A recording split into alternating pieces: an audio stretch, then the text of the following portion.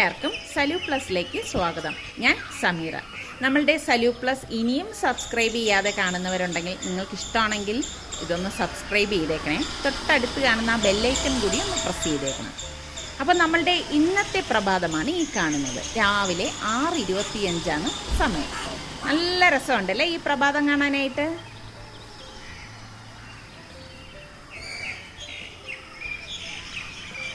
രാവിലെ തന്നെ കാണുന്നൊരു കാഴ്ചയാണ് പേപ്പർകാരൻ വീടുകളിൽ പേപ്പർ ഇടുന്നത്. ഈ പേപ്പർകാരൻ വരുന്നത് കാണുമ്പോൾ നിസാറിക്കയുടെ മുഖത്ത് ആ ഒരു തെളിച്ചമുണ്ടല്ലോ, ഭയങ്കര സന്തോഷമാണ് പേപ്പർ വായിക്കാൻ. എനിക്കാണെങ്കിൽ ഇങ്ങനെ ഈ രാവിലത്തെ കാഴ്ചകൾ കാണാനും ഭയങ്കര ഇഷ്ടമാണ്. പിന്നെ ഞാൻ നേരെ അടുക്കളയിലേക്ക് വന്ന് എന്നത്തെയും പോലെ തന്നെ വെള്ളം തിളപ്പിക്കാനായിട്ട് വെച്ചിട്ടുണ്ട്. പിന്നെ നമ്മളുടെ ഡെയിലി പണിയാണല്ലോ ബ്രേക്ക്ഫാസ്റ്റ് തയ്യാറാക്കൽ. അപ്പം ഇന്ന് ഞാൻ മസാല പൂരിയാണ് തയ്യാറാക്കാൻ പോകുന്നത്. അപ്പോൾ അതിന് വേണ്ടിയിട്ട് ഞാൻ 2 പൊട്ടറ്റോ എടുത്തിട്ട് ഇതുപോലെ കട്ട് ചെയ്ത് പ്രഷർ കുക്കറിലിട്ടിട്ട് ഒന്ന് വേവിച്ചെടുക്കാൻ പോവുകയാണ്. നന്നായിട്ട് വെന്ത് വരണം കേട്ടോ ഈ പൊട്ടറ്റോ. അപ്പോൾ അത് ഞാൻ വെച്ച ഉടൻ തന്നെ ഇതിന് വേണ്ട കറി തയ്യാറാക്കാൻ പോവാണ്. അപ്പം ഞാനിവിടെ കുറച്ച് വറ്റൽമുളക് എടുത്ത് മാറ്റി വെച്ചിട്ടുണ്ട്. പിന്നെ 2 പൊട്ടറ്റോയും ഒരു സവാളയാണ് ഞാൻ ഈ ഒരു കറിക്ക് വേണ്ടിയിട്ട് തയ്യാറാക്കുന്നത്. പ്രഷർ കുക്കറിൽ നമ്മുടെ പൊട്ടറ്റോ റെഡിയായപ്പോഴേക്ക് ഞാൻ ഗ്യാസ് ഓഫ് ചെയ്തിട്ടുണ്ടായിരുന്നു. അപ്പോൾ കറിക്കുള്ള പൊട്ടറ്റോ ഞാൻ ഇതുപോലെയാണ് കട്ട് ചെയ്തെടുക്കുന്നത്. പിന്നെ ഒരു പാത്രത്തിലേക്ക് കുറച്ച് വെള്ളം എടുത്ത് ഉപ്പിട്ടിട്ട് നമ്മൾ ഈ കട്ട് ചെയ്ത് വെച്ചിരിക്കുന്ന പൊട്ടറ്റോ ഞാൻ ഇതിലേക്ക് ഇട്ട് കൊടുക്കും. അപ്പോൾ ഞാൻ എളുപ്പത്തിന് വേണ്ടി ഈ വറ്റൽമുളകൊന്ന് ചൂടാക്കുന്നത് എങ്ങനെയാണെന്ന് അറിയാവോ? ഇതുപോലെ ഒരു പ്ലേറ്റിലൊന്ന് പരത്തിയിട്ട് ഓവനിൽ വെച്ചിട്ട് ഒരു 2 മിനിറ്റ് ഒന്ന് ചൂടാക്കിയെടുക്കും. അപ്പോൾ അത് കഴിഞ്ഞ് നമ്മൾ പുറത്തെടുത്ത് കഴിയുമ്പോഴേക്കും ഈ വറ്റൽ മുളക് നല്ല ക്രിസ്പി ആയിട്ടിരിക്കും. ഒന്ന് തണുത്ത ശേഷം ഇതുപോലെ മിക്സിയുടെ ജാറിലിട്ട് പൊടിച്ചെടുക്കും. അതായത് ഞാനിവിടെ ഒരു ചില്ലി ഫ്ലേക്സ് ആണ് തയ്യാറാക്കുന്നത് കണ്ടോ. അപ്പോൾ നമ്മുടെ പൊട്ടറ്റോ ഒരുപാടങ്ങ് വെന്തുടയൊന്നും വേണ്ട. അപ്പോൾ പാകത്തിന് വെന്തിട്ടുണ്ട്. അപ്പോൾ ഞാനതൊന്ന് ഡ്രെയിൻ ചെയ്ത് എടുക്കുകയാണ്. പിന്നെ ഞാൻ ഇവിടെ 2 പീസ് ഇഞ്ചി എടുത്തിട്ടുണ്ട്. ഈ ഒരു സൈസിലാണ് എടുത്തിരിക്കുന്നത്. പിന്നെ ഒരു സവാളയാണല്ലോ ഞാൻ എടുത്തത്. സവാള ഇതുപോലെ കട്ട് ചെയ്തിട്ട് അതിൻ്റെ ഇതളൊക്കെ ഇളക്കിയെടുത്ത് വെച്ചിട്ടുണ്ട്. പിന്നെ ഒരു പാൻ അടുപ്പത്ത് വെച്ച് അതിലേക്ക് 2 ടേബിൾ സ്പൂൺ എണ്ണ ഒഴിച്ച് കടുക്, വറ്റൽമുളക്, പിന്നെ 2 ഗ്രാമ്പൂ, 2 പട്ട, കുറച്ച് കറിവേപ്പില, പിന്നെ നമ്മൾ ഈ അരിഞ്ഞ് വെച്ചിരിക്കുന്ന സവാള, ആ ചെറിയ ഇഞ്ചി ചെറുതായിട്ട് അരിഞ്ഞുണ്ടല്ലോ അതൊക്കെ കൂടിയിട്ട് ഒന്ന് വഴറ്റിയെടുക്കും. പെട്ടെന്ന് തട്ടിക്കൂട്ടുന്ന ഒരു കറിയാണ് കേട്ടോ. പിന്നെ ഞാൻ ഇതിലേക്ക് 1 ടേബിൾ സ്പൂൺ മല്ലിപ്പൊടി, 1/4 ടീസ്പൂൺ മുളക് പൊടി, 1/4 ടീസ്പൂൺ ഗരം മസാല പൊടി, 1/4 ടീസ്പൂൺ കുരുമുളക് പൊടി, പാകത്തിനുള്ള ഉപ്പ്, ഇത്രയും ഇട്ടിട്ട് നന്നായിട്ടൊന്ന് ഇളക്കി കൊടുക്കും. ഇളക്കി കൊടുത്ത ശേഷം നമ്മൾ ഈ വേവിച്ച് വെച്ചിരിക്കുന്ന പൊട്ടറ്റോ ഉണ്ടല്ലോ അത് ഇതിലേക്ക് ഇട്ടിട്ട് എല്ലാം കൂട്ടിയിട്ടൊന്നുകൂടെ ഒന്ന് മിക്സ് ചെയ്തെടുക്കും. ഈ സമയമാണ് ഞാൻ ഇതിലേക്ക് 1/2 ടീസ്പൂൺ മഞ്ഞൾപ്പൊടി ചേർത്ത് കൊടുക്കുന്നത്. എന്നിട്ട് എല്ലാം കൂട്ടിയിട്ട് നല്ലതുപോലെ മിക്സ് ചെയ്തെടുത്ത ശേഷം നല്ല തിളച്ച വെള്ളം ഞാൻ ഇതിലേക്ക് ഒഴിച്ചു കൊടുക്കും. ഈ വെള്ളത്തിൻ്റെ അളവൊക്കെ നിങ്ങളുടെ പാകത്തിന് എടുത്താൽ മതി കേട്ടോ. ഞാനിവിടെ ഏകദേശം 1.5 കപ്പ് വെള്ളം എടുത്തിട്ടുണ്ട്. നമ്മളുടെ കുക്കറിൻ്റെ സ്റ്റീമൊക്കെ പോയിട്ടുണ്ട്. അപ്പോൾ ഞാൻ ദേ കുക്കർ തുറന്നു, അതിൻ്റെ സ്കിന്നൊക്കെ മാറ്റിയിട്ടുണ്ട്. എന്നിട്ട് ഒരു മിക്സിയുടെ ജാർ എടുത്തിട്ട് അതിലേക്ക് ഞാൻ 2-3 അല്ലി വെളുത്തുള്ളിയും ഒരു ചെറിയ പീസ് ഇഞ്ചി ചെറുതായിട്ട് ഇതുപോലെ ഒന്ന് അരിഞ്ഞെടുക്കും. പിന്നെ 1/4 ടീസ്പൂൺ ചെറിയ ജീരകം, ഒരു പച്ചമുളക്, ഇതൊന്ന് ക്രഷ് ചെയ്തെടുക്കും. ക്രഷ് ചെയ്ത ശേഷം നമ്മൾ ഈ വേവിച്ച് വെച്ചിരിക്കുന്ന പൊട്ടറ്റോ ഞാൻ ഇതിലേക്ക് ഇട്ടിട്ട് ഒന്ന് കറക്കിയെടുക്കുകയാണ് ചെയ്യുന്നത്. നമ്മളിതൊന്ന് കറക്കിയെടുക്കുമ്പോൾ തന്നെ കണ്ടോ ദാ ഈ ഒരു ടെക്സ്ചറിലാണ് ഇരിക്കുന്നത്. അപ്പോൾ ഇതിനെ ഞാൻ ഒരു പാത്രത്തിലേക്ക് മാറ്റുവാണ്. ഇതുപോലെ ചെറിയ ഉണ്ട അതിൻ്റെ അകത്ത് കിടക്കുകയാണെങ്കിൽ ഒന്ന് ഉടച്ചു കൊടുത്തേക്കണം കേട്ടോ. അപ്പോൾ ഇത് ശരിക്കും നമ്മളിങ്ങനെ എടുക്കുമ്പോൾ നല്ല മണമാണേ. അപ്പം ഞാൻ ക്രഷ് ചെയ്ത് വെച്ചിരിക്കുന്ന മുളക് ഇതിലേക്ക് കുറച്ചിട്ട് കൊടുത്തു.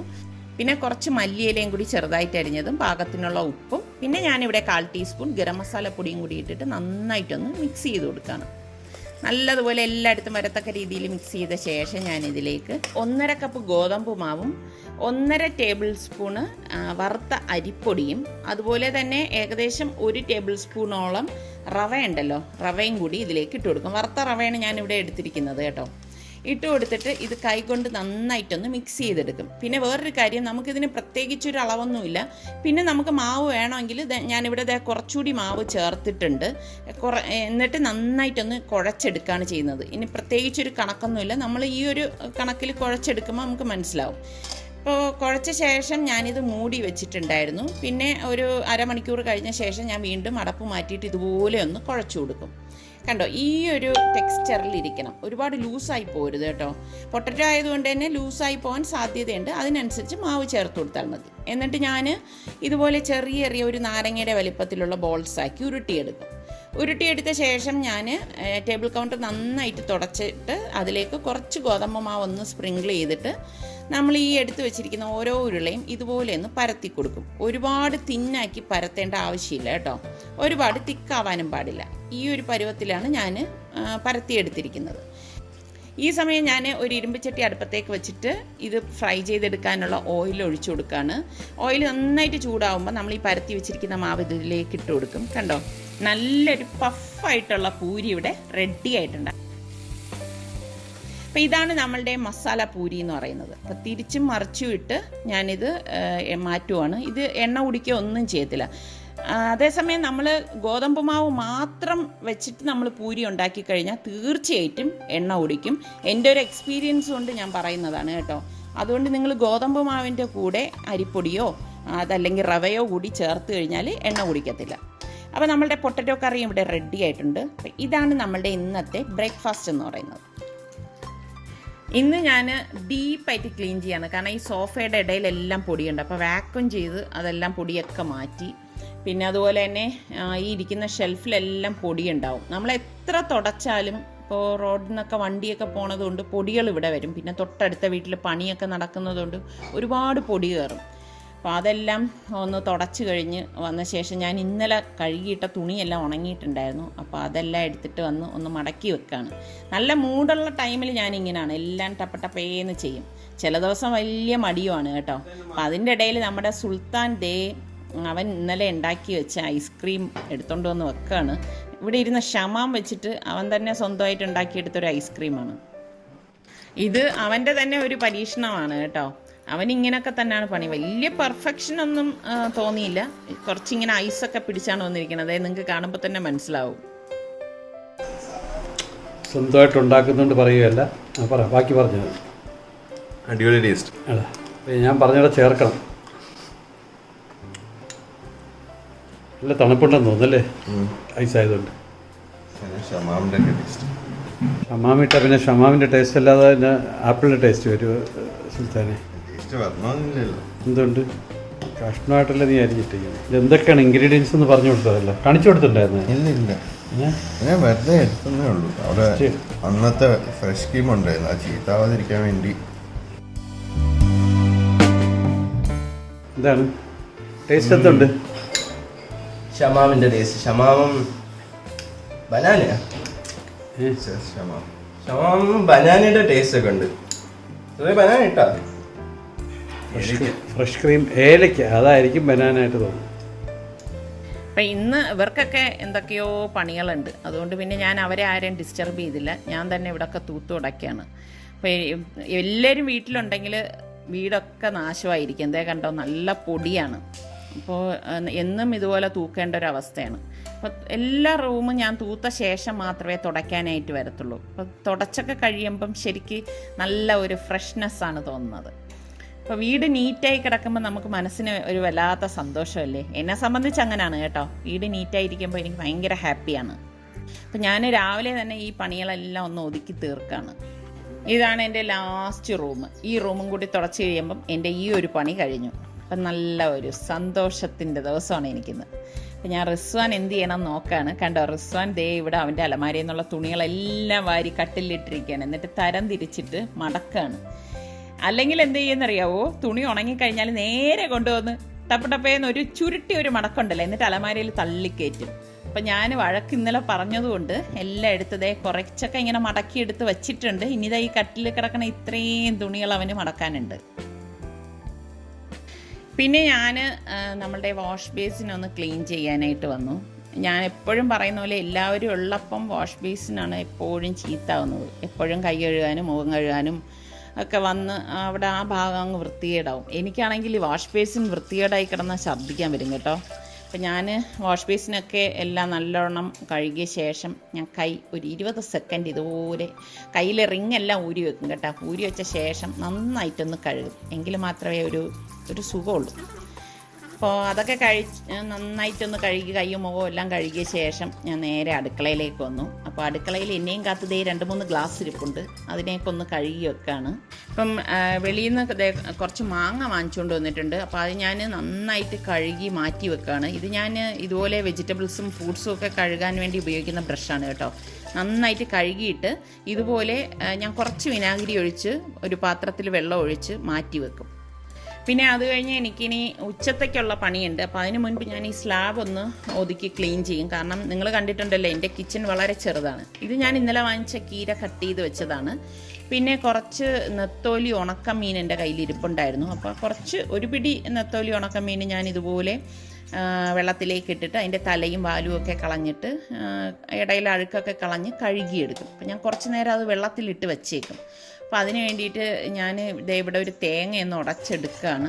അപ്പോൾ ആ തേങ്ങ ഞാനൊന്ന് തിരികെ എടുക്കുകയാണ്. അപ്പോൾ എൻ്റെ കയ്യിൽ ഞാൻ തിരികെ വെച്ച സ്റ്റോക്കൊക്കെ കഴിഞ്ഞു കേട്ടോ. പിന്നെ ഞാനിവിടെ 3-4 ചെറിയ ചുവന്നുള്ളി എടുത്തിട്ടുണ്ട്. അപ്പോൾ ഈ ചുവന്നുള്ളി ഒന്ന് ക്ലീൻ ചെയ്തെടുക്കുകയാണ്. അപ്പം ഞാൻ ഇന്ന് വിചാരിക്കുന്നത് നെത്തോലി കറി ഉണ്ടാക്കാം. അതുപോലെ തന്നെ മീൻ കഴിച്ചിട്ട് കുറേ ദിവസമായി. ഉണക്കമീനെങ്കിൽ ഉണക്കമീൻ അതിട്ട് കറി വയ്ക്കാമെന്നാണ് വിചാരിക്കുന്നത്. അപ്പം മിക്സിയുടെ ജാറിലേക്ക് കുറച്ച് ചുവന്നുള്ളിയും പുളിയും തേങ്ങയും ഇതുപോലെ 1/2 ടീസ്പൂൺ മഞ്ഞൾപ്പൊടിയും 2 ടേബിൾ സ്പൂൺ മുളക് പൊടിയും കൂടി ഇട്ടിട്ട് ഒന്ന് തരിതരിപ്പായിട്ട് ആദ്യം ഒന്ന് അടിച്ചെടുക്കും. അടിച്ചെടുത്ത ശേഷം ഞാനിത് കൈകൊണ്ടൊന്ന് ഒതുക്കി കൊടുക്കും. ഒതുക്കി പാകത്തിനുള്ള ഉപ്പ് ഞാൻ ഇപ്പോഴേ ചേർത്ത് കൊടുക്കും. എന്നിട്ട് ഞാൻ ഇതിലേക്ക് കുറച്ച് വെള്ളം ഒഴിച്ച് നമ്മൾ അമ്മിക്കല്ലിൽ അരക്കില്ലേ ആ ഒരു പരുവത്തിന് അരച്ചെടുക്കും. ഇങ്ങനെയൊക്കെ ഉണ്ടാക്കുമ്പോൾ നല്ല ടേസ്റ്റാണ് കേട്ടോ. ഇതുപോലെയാണ് അരച്ചെടുക്കുന്നത്. അപ്പോൾ ഞാൻ നന്നായിട്ട് കഴുകിയെടുത്ത നെത്തോലി ഉണക്കമീൻ ഈ ചട്ടിയിലേക്ക് ഇട്ടിട്ടുണ്ട്. ഇതിലേക്ക് ഞാൻ ഈ അരച്ച അരപ്പൊഴിച്ച് ആ പാകത്തിനുള്ള വെള്ളം ഒഴിച്ച് 2 പച്ചമുളകും കീറിയിട്ടിട്ട് ഇതുപോലെ തന്നെ ഇളക്കിയെടുക്കും. അപ്പോൾ ഇന്നിപ്പോൾ ഇത്രയും നെത്തോലി വെച്ചിട്ടാണ് ഞാൻ കറി ഉണ്ടാക്കുന്നത്. പിന്നെ കുറച്ച് കറിവേപ്പിലയും കൂടി ഇതിലേക്ക് ഇട്ട് കൊടുക്കും. ശരിക്കും നല്ല ഒരു കറിയാണ് കേട്ടോ ഇത്. ഞാൻ മീനിനൊന്നും അങ്ങനെ ഒരുപാടൊന്നും അരച്ച് അതിങ്ങനെ ഈ എന്താ പറയുക മഷി പോലെയൊന്നും ആക്കത്തില്ല കേട്ടോ മീൻ കറിക്ക് വേണ്ടിയിട്ട്. അങ്ങനെ ആക്കിക്കഴിഞ്ഞാൽ മീൻ കറിക്ക് ടേസ്റ്റ് ഉണ്ടാവത്തില്ല കേട്ടോ. അപ്പം ഞാൻ മറ്റൊരു ഇരുമ്പച്ചട്ടി അടുപ്പത്ത് വെച്ചിട്ട് അതിലേക്ക് കുറച്ച് വെളിച്ചെണ്ണ ഒഴിച്ച് കടുകും അതുപോലെ തന്നെ കറിവേപ്പിലയൊക്കെ ഇട്ടിട്ട് ഞാൻ നമ്മളുടെ ഈ കട്ട് ചെയ്ത് വെച്ചിരിക്കുന്ന ചീര എടുത്തുകൊണ്ടുവന്നില്ലേ അതൊന്ന് കുറച്ചെടുത്ത് ഇതിലേക്ക് ഇട്ടിട്ട് ഒന്ന് ഇളക്കി കൊടുക്കും. അപ്പോൾ ഫുള്ളായിട്ട് നമ്മൾ ഇന്ന് എടുക്കത്തില്ല കേട്ടോ. ബാക്കി ചീര ഞാൻ ഇതുപോലെ തന്നെ ആ സിപ്ലോക്ക് ബാഗിലാക്കി ഫ്രിഡ്ജിൽ വെക്കുകയാണ് ചെയ്യണത് കേട്ടോ. എന്നിട്ട് ഇതുപോലെ ഒന്ന് ഇളക്കി കൊടുക്കും. ചീര ആയതുകൊണ്ട് തന്നെ പെട്ടെന്ന് റെഡിയായി കിട്ടും. പിന്നെ ഞാൻ 2-3 ചുവന്നുള്ളിയും വെളുത്തുള്ളിയും കൂടി ഒന്ന് ചതച്ചിട്ട് 1/4 ടീസ്പൂൺ മഞ്ഞൾപ്പൊടിയും 1 ടേബിൾ സ്പൂൺ മുളക് പൊടിയും കുറച്ച് ഉലുവാപ്പൊടിയും കൂടി ഇടും. പിന്നെ ഫ്രഷ് ആയിട്ടുള്ള തേങ്ങ തിരികിയത് ഞാൻ അരക്കത്തൊന്നുമില്ല, കൈകൊണ്ടൊന്ന് ഞാൻ ഇവിടെ ഇട്ട് ഇതുപോലെ ഒന്ന് ഇട്ടിട്ട് മിക്സ് ചെയ്ത് കൊടുക്കും. അപ്പം നമ്മുടെ മീൻകറി ഇതേ കണ്ടോ തിളച്ച് റെഡി ആയിട്ട് വന്നിട്ടുണ്ട്. അപ്പം അതിൻ്റെ സൈഡൊക്കെ ഒന്ന് ക്ലീൻ ചെയ്ത് കൊടുക്കുകയാണ് ഞാൻ. കണ്ടോ നല്ല അടിപൊളി മണമാണ് കേട്ടോ വരുന്നത്. അപ്പം നമ്മളുടെ ചീരത്തോരനും ഇവിടെ റെഡി ആയിട്ടുണ്ട്. അപ്പോൾ സിമ്പിളായിട്ടുള്ള ലഞ്ചാണ് ഇന്ന് നമ്മളുടേത്. ഇതേ കണ്ടോ ചീരത്തോരൻ, ആ ഉണക്ക മീൻ കറി, പിന്നെ ഞാനിട്ട നാരങ്ങ അച്ചാറിൻ്റെ റെസിപ്പി ഞാൻ ഉടൻ നിങ്ങൾക്ക് കാണിച്ചു തരാം കേട്ടോ. ഒരുപാട് പേര് എൻ്റെ അടുത്ത് ആവശ്യപ്പെട്ടിട്ടുണ്ടായിരുന്നു, ഞാൻ മറന്നുപോയിട്ടില്ല. ഉടൻ തന്നെ ഞാൻ ഇൻഷാല്ലാ നിങ്ങൾക്ക് വേണ്ടി കാണിച്ചു തരാം. ആഹാരമൊക്കെ കഴിഞ്ഞ് ഞാൻ എൻ്റെ സോഫയിൽ വന്ന് റെസ്റ്റ് എടുക്കുമ്പോൾ കാണുന്ന കാഴ്ചയാണിത്. അതേ നോക്കിക്കേ, നിങ്ങൾ പലരും ചോദിക്കില്ലേ കിളികളുടെ ശബ്ദം കേൾക്കുന്നുണ്ടല്ലോ, ഇവിടെ കിളിയുണ്ടോയെന്ന്. ഇതാണ് നമ്മളുടെ കിളികളുടെ ശബ്ദം കേൾക്കുന്നതിൻ്റെയൊക്കെ സ്രോതസ്സ്. എൻ്റെ വീടിന് ചുറ്റും ഇതുപോലെ കിളികൾ വന്നിരിക്കും. മുമ്പ് ഞാൻ അണ്ണാനെ കാണിച്ചില്ലേ, അതുപോലെയാണ് ഇതുപോലെയുള്ള കാഴ്ചകൾ എൻ്റെ കണ്ണിൽ എപ്പോഴും തടയും. എന്ത് രസമുണ്ടല്ലേ ഇത്. സൽമാൻ്റെ സൈക്കിളൊക്കെ എടുത്തൊന്ന് റെഡിയാക്കി കുട്ടപ്പനാക്കാണ്. മുമ്പൊക്കെ സൽമാൻ ഇതുപോലെ റൈഡിന് പോകുമായിരുന്നു. ഡെയിലി 100 കിലോമീറ്ററൊക്കെയാണ് ചവിട്ടിയിട്ട് വരുന്നത്. ഇപ്പോൾ കുറേ നാളായി സൽമാൻ ഇങ്ങനെ സൈക്കിൾ എടുത്തിട്ട്. അപ്പോൾ ഇനിയിപ്പോൾ പോകാനുള്ള പരിപാടിയാണോ എന്നറിയത്തില്ല. അതേ എല്ലാമൊക്കെ ഒന്ന് റെഡിയാക്കിയൊക്കെ എടുക്കുകയാണ്. ഇതൊന്നും വേണ്ട, റോഡ് സൈഡിലൊരു പേരക്കട മരം കണ്ടു. അപ്പോൾ അതിൽ നിന്ന് ഓരോ പേരക്കയോടെ കഴിച്ചിട്ട് പോകാമെന്ന് കരുതുകയാണ്. ഇനി അധികം ദൂരമില്ല, പക്ഷെ തളർന്നു, തീരെ വയ്യ. ഇത് പണ്ട് കുറെ നാൾ ഉപയോഗിക്കുന്ന സൈക്കിൾ അല്ലായിരുന്നാ? എത്ര കിലോമീറ്റർ മാക്സിമം ഓടിയിട്ടുണ്ടായിരുന്നു അന്ന്? 100 kilometre daily 100. Two and from. എവിടെ വരെ പോയി? അത് സിറ്റിയുടെ അകത്ത് ഫുൾ ചവിട്ടും. അല്ലെങ്കിൽ പിന്നെ ഇങ്ങോട്ട് പോകണമെങ്കിൽ പൊന്മുടിയുടെ അങ്ങോട്ട് പോയിട്ട് വരുമ്പോഴത്തേക്ക് കറക്റ്റ് 100 ആണ്. നിങ്ങൾ ടീമില്ലായിരുന്നോ? ഓ, ഇതാണ് ടീമിന്റെ പേര്. ഇൻഡസ് സൈക്ലിംഗ് എംബസി, വഴുതക്കാടുള്ള സൈക്ലിംഗ് ക്ലബ്ബാണ്. ഇപ്പൊ ഇല്ലേ അത്? ആക്ടിവിറ്റീസ് ഉണ്ട്, ഞാൻ പോവാത്തതാണ്. ഇപ്പൊ എന്തായാലും എങ്ങനെ കൊറോണ അല്ലേ, ഇത് ഉപയോഗിക്കാൻ കുഴപ്പമുണ്ട്. ട്രിവാൻഡ്രം കോർപ്പറേഷനൊക്കെ ആയിട്ട് കുറെ ആക്ടിവിറ്റീസ് നമ്മൾ ചെയ്യുന്നുണ്ട്. ഇത് പറ്റി ഇത് ഇപ്പൊ വന്ന് വലിയ വിശേഷങ്ങളൊന്നുമില്ല. കാരണം വീട്ടിലിരുന്ന് എന്നും ഒരേപോലത്തെ കാര്യങ്ങളൊക്കെ തന്നെയാണ് തിരിച്ചും മറിച്ചും ഒക്കെ ചെയ്യുന്നത്. അപ്പം നിങ്ങളുടെ വീട്ടിലും ഇങ്ങനെയൊക്കെ തന്നെ ആവും എന്നാണ് ഞാനും വിശ്വസിക്കുന്നത്. എന്തായാലും ഇന്നത്തെ ഈ ഒരു ചെറിയ എപ്പിസോഡ് നിങ്ങൾക്ക് എല്ലാവർക്കും ഇഷ്ടമായെന്ന് വിശ്വസിക്കുന്നു. അടുത്തിനി എന്തായാലും ഇൻഷാ അല്ലാഹ് നല്ലൊരു എപ്പിസോഡുമായി നിങ്ങളുടെ മുന്നിലേക്ക് ഞാൻ വരും. അതുവരേക്കും എല്ലാവർക്കും ബൈ.